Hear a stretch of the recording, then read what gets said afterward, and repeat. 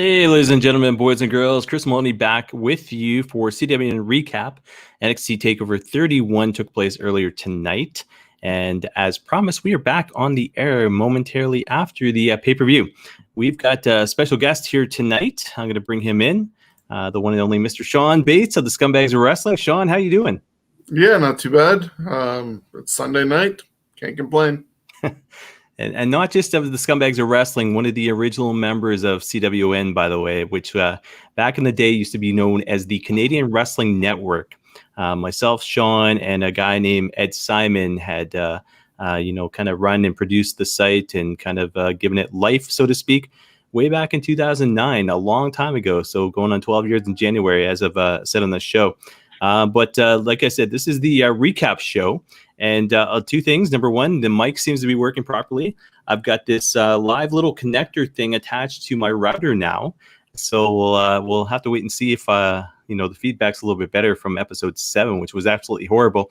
The one thing I did notice while I've got Shawn on the line here, the fact is when I went back and looked at the replay of episode 7, my quality was absolute crap. But when it came to the promos of Ryan Knight and Shawn with his Scumbags of Wrestling t-shirt and poster, crystal clear. So when Shawn made that comment as far as a good-looking shirt goes, that it was because the promo was perfect. So Shawn, just get your thoughts. Did you see NXT TakeOver 31 tonight? Yeah, I just finished just like everybody else did. All right, cool. So I'm going to get into NXT TakeOver here. We'll go through it match by match. Talk about some of the stuff that happened throughout the night. But NXT TakeOver 31, produced by WWE 2K Battlegrounds. You will see a review coming on CWN Online sometime in the near future. I started playing it again last night.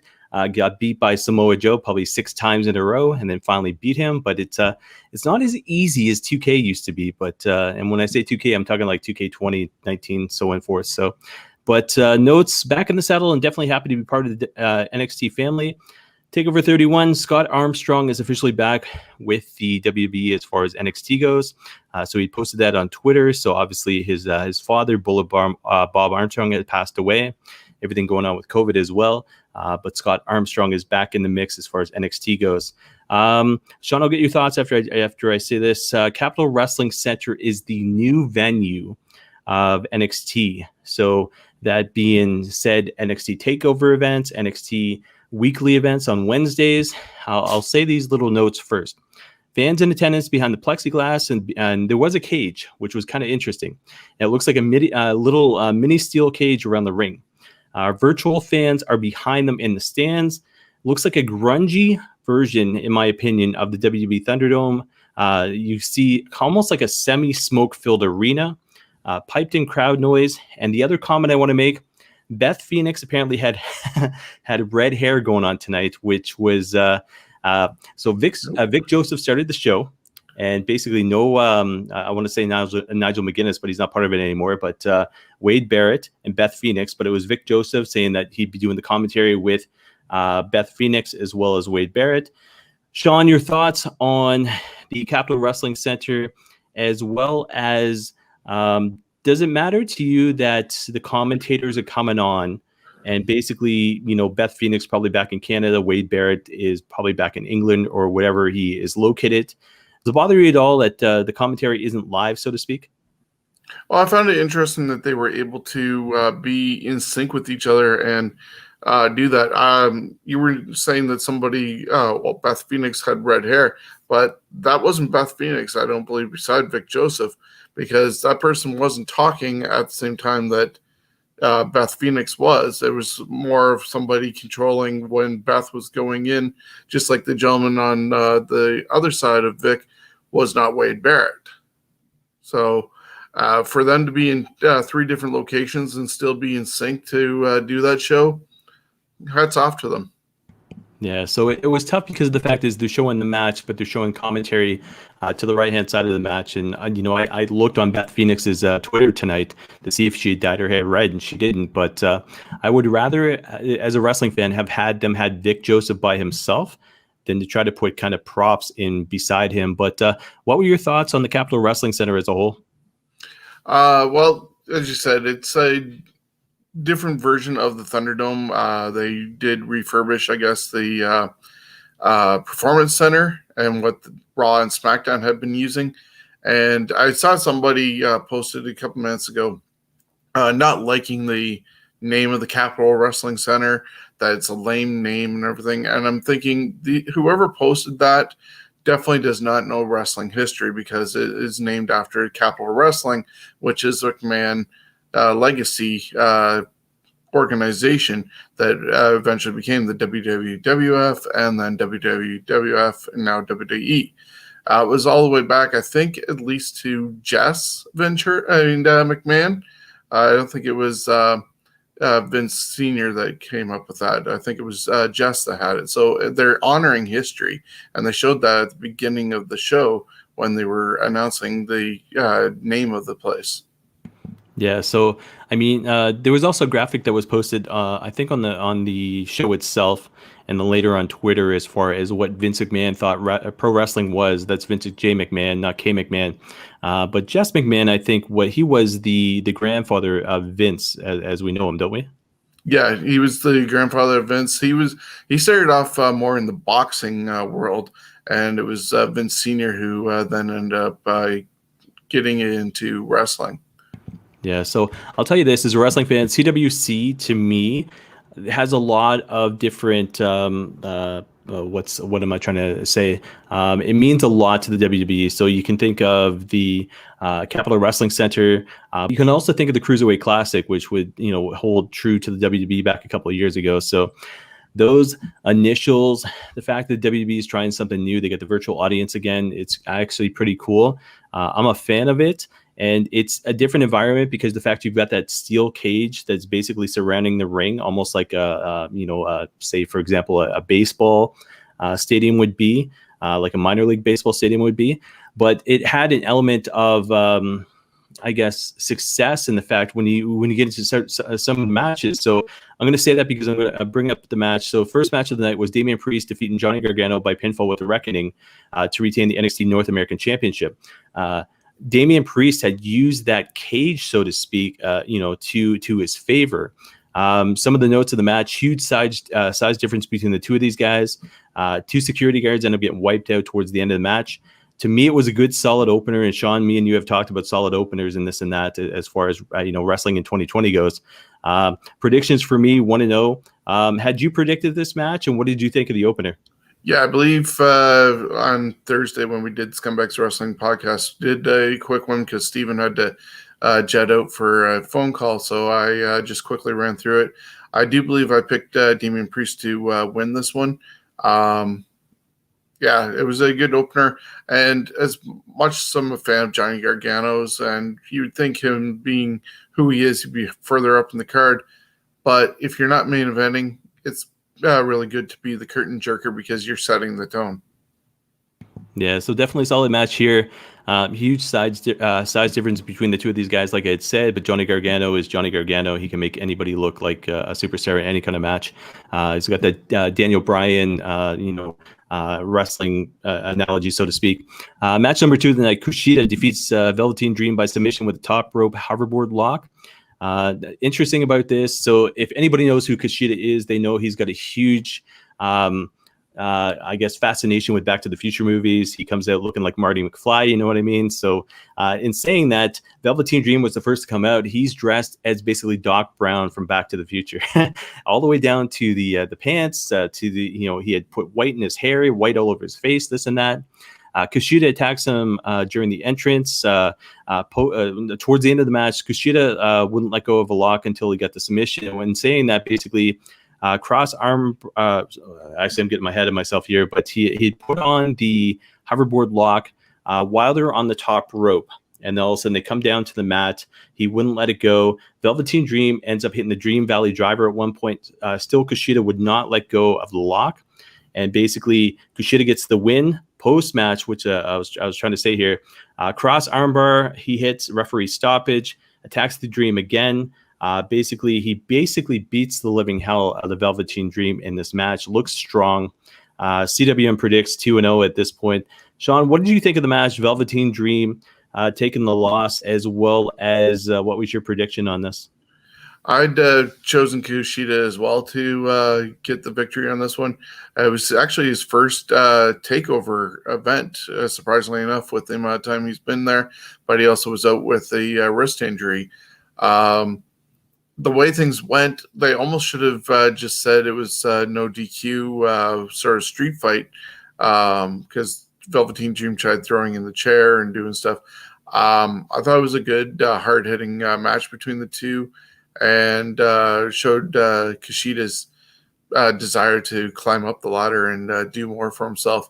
Hopefully, he is able to do better than what Kenta ended up doing when he was brought into NXT. So let me do a follow-up question. What do you see happening with Kushida, North American Championship or NXT Championship? I would definitely go for the the North American Championship. Let him climb up the ladder because, it would be good progression for him instead of instantly into the main event scene. Yeah. So from there, we go into a promo. So NXT Halloween Havoc announced for Wednesday, October the 28th, 2020. Shotzi Blackheart is howling at the moon in this promo. Twitter post is, if you're going to scream with me. And that was posted by Shotzi, which is actually a Misfits reference to Hybrid Moments. So, Shawn, your thoughts on, and you've been a lifetime fan of wrestling as a whole. Your thoughts on Shotzi getting the exposure as far as doing promos now for NXT, as well as NXT WWE bringing back Halloween Havoc? Well, for Shotzi, I think it's a good thing. They are seeing what she can contribute. There had been some shaky moments. This is actually, I think, her second chance at doing stuff with WWE. She'd been part of Tough Enough, I believe, beforehand, and then that didn't work out. We've seen her on the independent scene here in London. They finally got some faith in her. Her character also fit well for doing that commercial for Halloween Havoc, and it's something that NXT can bounce back from and have as a special, still using some old WCW, copyrights and stuff like that, so that they're paying for something and using it instead of it just being paid for and sitting around doing nothing. Plus, AEW is doing 30 Years of Jericho this week and then their anniversary show. So a couple of weeks later, Halloween Havoc. It's going to be a great month of October for specials. Yeah, it should be interesting. 3 days before Halloween at that.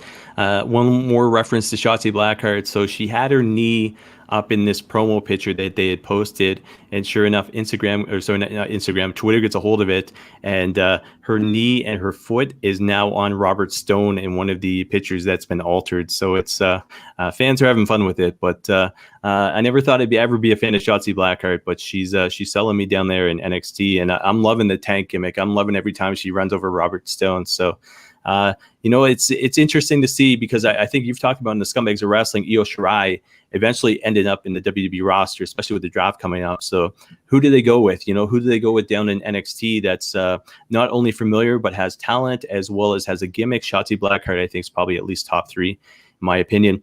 Match number 3 of the night, Santos Escobar by pinfall to retain over Isaiah Swerve Scott.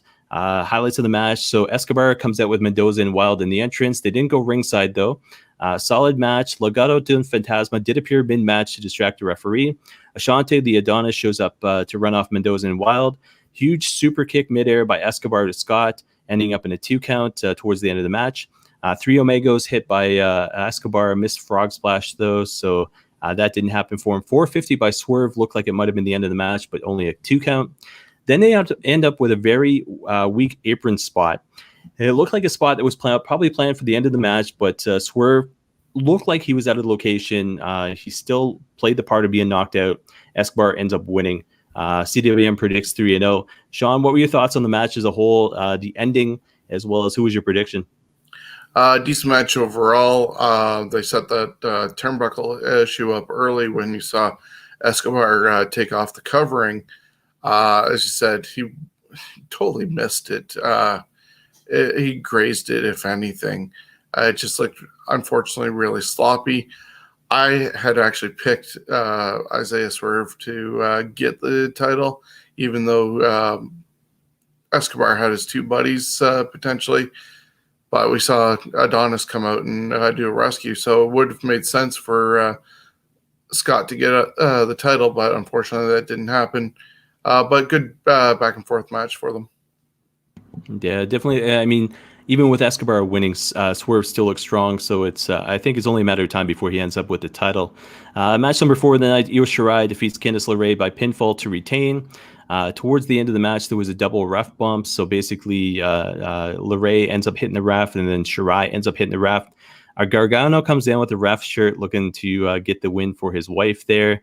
Daryl Sharma, Hornet, Ontario's own, gets back up, tells Gargano to give him his shirt back. While this is happening, LeRae hits Io with the belt, 2 count. Shirai, top rope, Spanish fly, moonsault win. Shawn, before I go any further here, what are your thoughts on the match? Because there was a lot of stuff that happened after the match I'll get to in a moment. But what were your thoughts on the match as a whole, as well as Gargano being involved? Yeah, these two work really well together.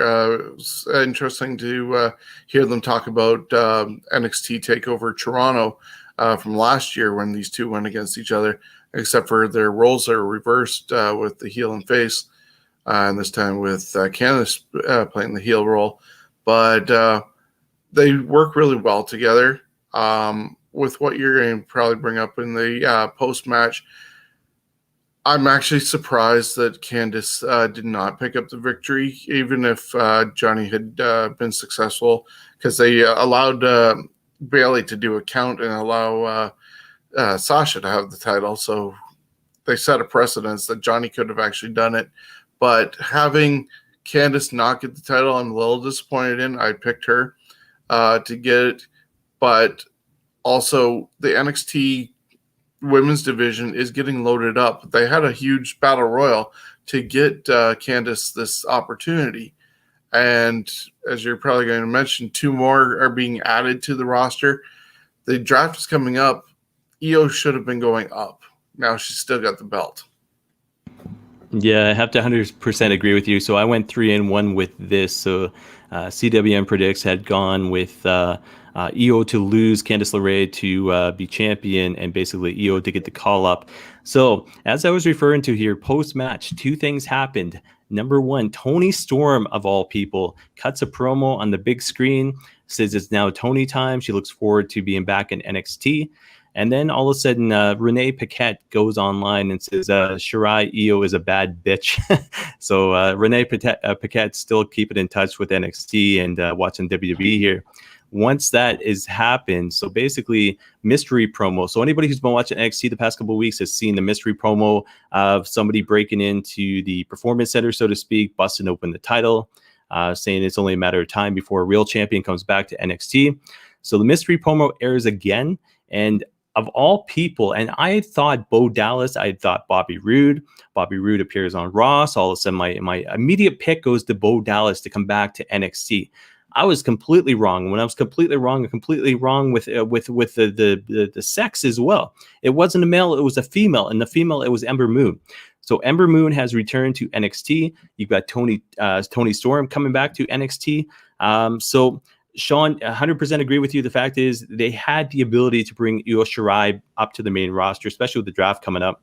Drop that title to Candice LeRae. Have Candice LeRae end up feuding with Toni Storm.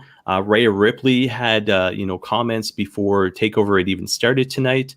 Obviously Ember Moon, who's former champion down there. I think Ember was the one who ended up beating Asuka, wasn't? No, Asuka was the one. Asuka submitted the belt because she went up.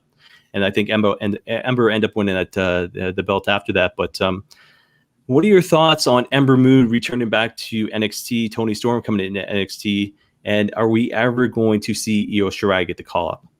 I'd love to see Io get the call up, because whether they do a Kabuki Warriors 2.0 with Asuka or even have them feud against each other, that'll be worth seeing in itself. The women's division down in NXT is going to be really good. I like Toni Storm. I saw her in Toronto during that weekend, SummerSlam weekend, when Smash Wrestling had a bunch of shows, and she's really a great talent. As far as it goes with Ember Moon, Thursday when we were doing Scumbags podcast, I had kind of mentioned that because the video did have a male and female voice, that if it was going to be male, it could have been Bo Dallas. And I'm surprised it wasn't him because he needs to do something. But my other pick, if it was a female, was actually Ember Moon. Interesting. I never would have thought Ember Moon, but no, it's not saying that she's going to wrestle yet. I don't know if she's fully healed, but the fact is she is back in NXT, so she at least start cutting promos and be part of the picture again. So main event time, and I went 3-2 as far as CWN predicts in this one. So Finn Balor defeats Kyle O'Reilly by pinfall with the coup de grace to end up retaining the title. Interesting notes about this match: rumbling noise backstage to the entrance, so it was kind of like that old school. I think it was I want to say WrestleMania 14, Austin and Michaels, and they had presented that old school rumbling to the point that they got up to the entrance and then came out. Going back and watch the match, you'll know exactly what I mean. Undisputed Era sees Kyle O'Reilly off backstage, but does not lead him to the ring. No air guitar by Kyle O'Reilly, so he was in kind of a serious mode. Note about Kyle O'Reilly, 33 years old, from Delta, British Columbia, south of Vancouver. I didn't know that till tonight. Renee Paquette at one point comes online and says, hard to root for the guy in the gray trunks. Am I right? And that was one of the things I noticed about Kyle O'Reilly as well. His gear was off. I mean, it's not your typical black or even Finn Balor white, but he had like some gray trunks going on. So it was kind of interesting. Usually when something like that happens, it usually means championship wins, but it didn't happen tonight. Hard-hitting match, KO. So Kyle O'Reilly got busted open at the mouth moments into the match. Lots of submissions in the match, including the sharpshooter by Balor. Balor wins with the coup de grace, like I had said. Post-match respect between Balor and O'Reilly. So obviously two guys going at it. Yeah, I could watch this match forever. To me, it's like a New Japan Pro Wrestling match. But I mean, keep this feud going and see where it goes. But post-match, Rich Holland comes out draped with Adam Cole over his shoulder, drops him ringside. Undisputed Era wonders what the heck happened. Like I said, 3-2 prediction for me. Shawn, what's your thoughts on the match? The two of these guys going at it, as well as Rich Holland in the scene, as well as who was your prediction? Well, my prediction was Finn Balor retaining, so I went 3-2 because I messed up on the other two title matches. But yeah, really good match between the two. I almost expected a little more out of them. There was, I think, a lot of hype from the internet wrestling community of that this is going to be an amazing blow-away match. I didn't feel myself blown away by it, but it was good matchup between the two. Maybe, as you said, they'll continue on, and so you need that setting a tone and then building up from there. As far as Holland taking out Adam Cole, that gives him something to do, because really Adam Cole has nothing left in NXT to do unless he gets brought up to SmackDown. So doing this feud with Rich Holland, I guess gives something. I've heard also that there was a thought that both O'Reilly and Cole were going to be more baby faces, and Strong and Fish were going to remain heels after what they did last week with the tag team division. So I don't know if they're going to balance it out somehow and still all be friends, or where it's going to go with these four. Yeah, so I mean, post-match definitely aligned. Obviously, Kyle O'Reilly is still recovering from the match itself. Adam Cole's out. Fish and Strong are kind of wondering what the heck had happened. But it'd be interesting to see NXT this coming week on Wednesday. So here on CWN Recap, I always have the habit of doing Match of the Night and Wrestler of the Night. So I've got my picks already, but I'm going to leave it to Shawn first just to see if we agree or disagree on this. Shawn, Match of the Night for you. Match of the Night for me, I think I'm leaning towards a bit with the Kushida Velveteen Dream, just because of the intensity that they had, and it had the consistency of working on a body part. You don't see that often, where somebody's working on a specific area and it works to get to the victory, and it's good storytelling that way. All right, so there you go. Match of the night for me, guys. Balor versus O'Reilly. Definitely could have picked Kushida versus Velveteen Dream because of what Shawn just mentioned as far as work on the body part. Kushida looked like an absolute monster in that match, but two old school wrestlers kind of, to me, in my opinion, going at it in the main event. So Balor versus O'Reilly. So that is my match of the night. So from there, Shawn, wrestler of the night. Who's your pick? Wrestler of the night. I'm leaning a bit towards Johnny Gargano. He did a good opening match. He made Demon Priest look strong, and then coming out and trying to continue the Gargano way and sneak a victory for his wife. Gargano was all over the place in a way, and it worked because of his heel character and, as I said, the Gargano way. All right, so Shawn got one of the names right for the first part of this, but my wrestler of the night here, Kushida, he looked strong. He almost looked heelish in this match. He basically beat the Velveteen Dream in the match and then basically attacked him twice post-match. So definitely a strong showing for Kushida here. But it'll be interesting to see where they go from here. I definitely agree with you. North American Championship, I think, should be in his horizon. I don't think NXT Championship is going to be there for him, but NXT North American Championship, I think, would be great. It'd be an interesting match between him and Punishment Martinez, otherwise known as Damian Priest, but we'll have to wait and see where this goes. So, Shawn, do your plugging here. We are Scumbags, facebook.com/groups. That is not right. Forget about hey, okay, so forget about, we'll just do this. We'll drop this here. We are Scumbags, but it's /groups. I'm going to fix this while Shawn does some promo work here. But it's been a while since we've been on air together as far as me doing a podcast goes. What is going on with the Scumbags of Wrestling as far as anything that you're doing? What's been new with you since TNT ended back in July? Yeah, we're still selling those awesome comic book style T-shirts featuring 22 stars of the Ontario indie scene. For the month of September, we were doing $5 off. You have until midnight tonight to email me, scumbagswrestling@gmail.com, to still get that $5 off. I extended it till tonight. And also $5 off the poster. It's an 11 by 17 poster. $10 for that, $25 for the shirt. All the money being raised is going to Sick Kids Hospital in Toronto, representing Steven's wrestling journey and the Kerry malformation research that's going on there. Then we also have our regular stuff on Facebook with our group.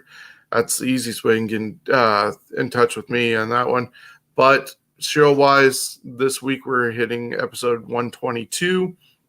And on Wednesday, Fantasy Warfare Tournament is going to feature Chris joining us with Jonesy, and the three of us are going to break down the greatest heel turn in wrestling history.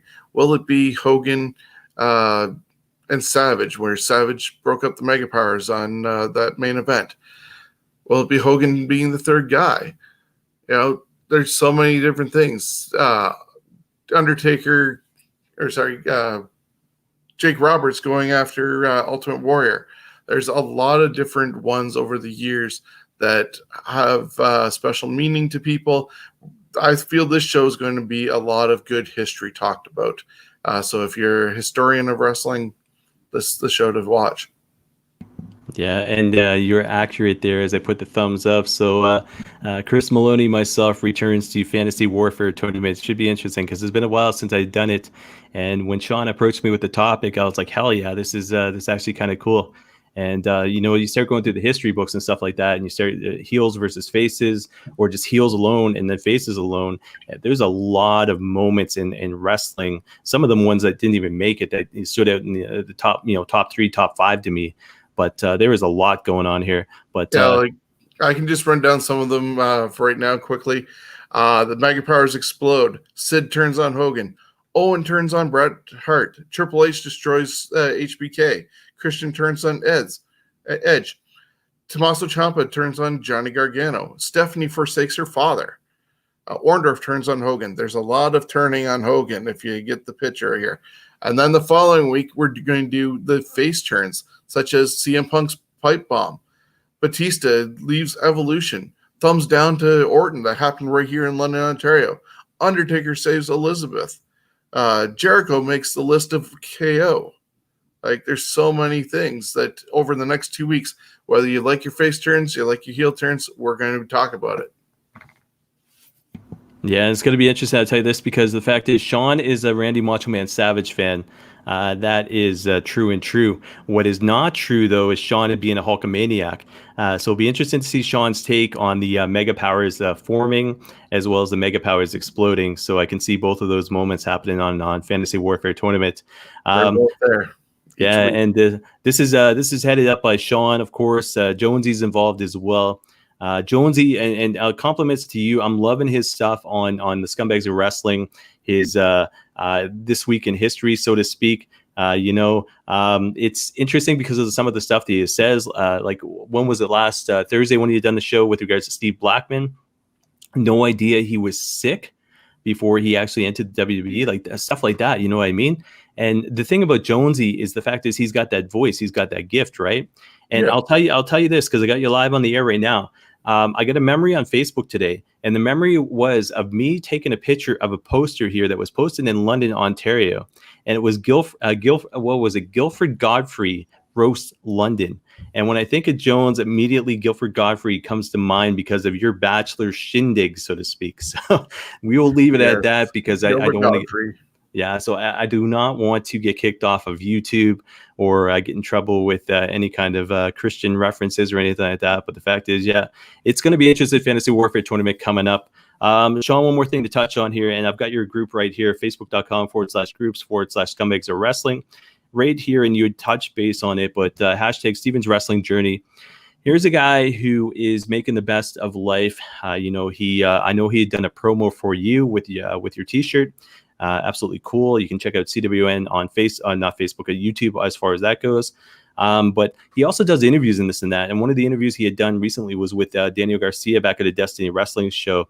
Shawn, let me ask you this, and just to put you on the spot just momentarily here. What was your motivation for getting involved with Steven's Wrestling Journey and the Sick Kids? Well, one of the actually last shows that we went to, it was in Toronto, and actually a couple of seats down from us was Steven and his brother and his mom were there. And I'd seen Steven beforehand at Impact Wrestling, involved with Joe Hendry and Tyson Dukes. And just hearing Steven's story,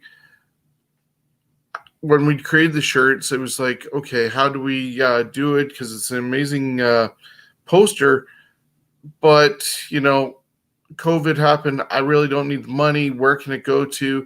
And instead of just going to any random charity who might not appreciate something involving wrestling, Steven has the wrestling connection. He has the great charity that needs to be researched into, and just connected dots really well, where it be appreciated as opposed to turned sort of snobbily down or looked down upon for how the money was raised, and just having the connection between Steven and an actual cause worked perfectly. So if we were able to get help out there, I'm all for it. Yeah, one of the cool things, I mentioned this on episode 7 of CWN Weekly, but the fact is, Steven does his best to give as well.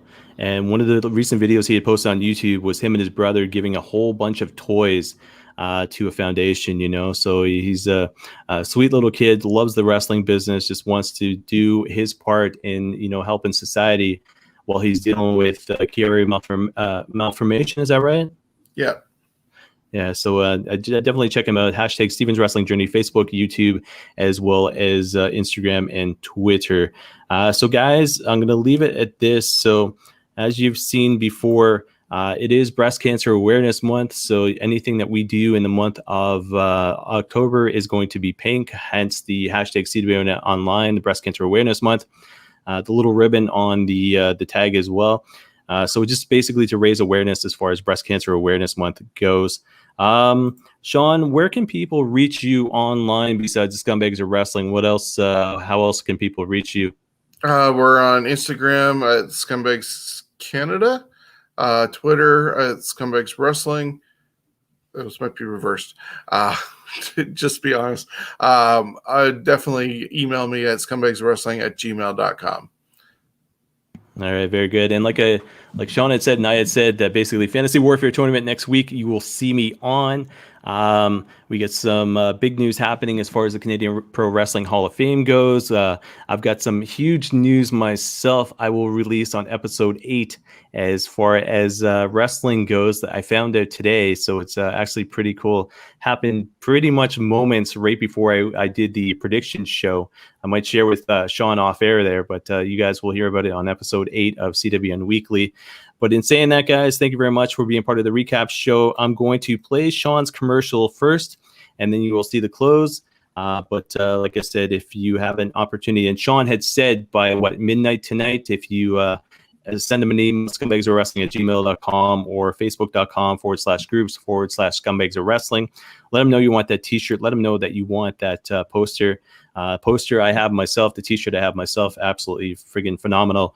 But hit up Shawn and let him know. But for that, I'm going to play his promo. I'm going to end the show.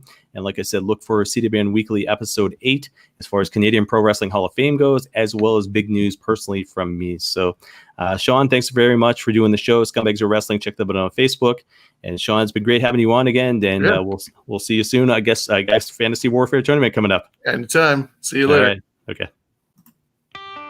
Hey, wrestling fans, it's Shawn from the Scumbags Wrestling. Have you checked out our latest t-shirt design? It's inspired by our friends over at London Comic Con. Nigel Lewis of NCL Studios came up with this amazing design of a comic book cover. It features 22 stars of the Ontario independent wrestling scene, including Cody Deaner, Jody Threat, Casey Spinelli, Tyson Dukes, Brent Banks, Tarek, Sebastian Suave, Halal Beefcake, graduates of the Tyson Dukes Wrestle Factory, and many more. You can get your t-shirt for just $30 or buy the poster for $15. Proceeds from this sale are going to go to Sick Kids Hospital in Toronto on behalf of Steven's Wrestling Journey. Steven's an 8-year-old fighting Chiari malformation, and they're searching for a cure. You can contact me either through our Facebook page, Scumbags of Wrestling, or email me at scumbagswrestling@gmail.com. Get yourself a great t-shirt with an amazing design and help a wonderful cause at the same time. So contact me today and get your shirt or poster.